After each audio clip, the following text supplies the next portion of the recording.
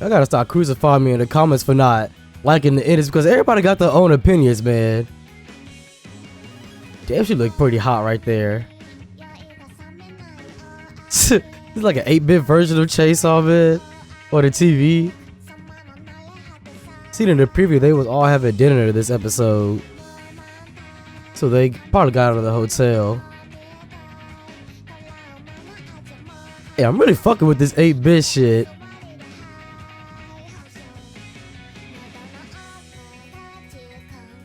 Okay, hold on. About to go ahead and bring out the cocoa butter in the WD-40.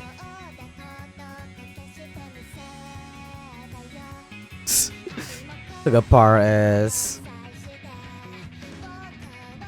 Is that Copenhagen? If she is, god damn. Now that's Bae. That's her right there. What the fuck? Exchanging rainbow tongues? Oh, look kinda weird. Oh yeah.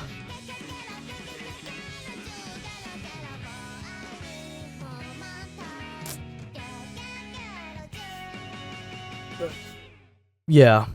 8.5 out of 10. I like this one a lot.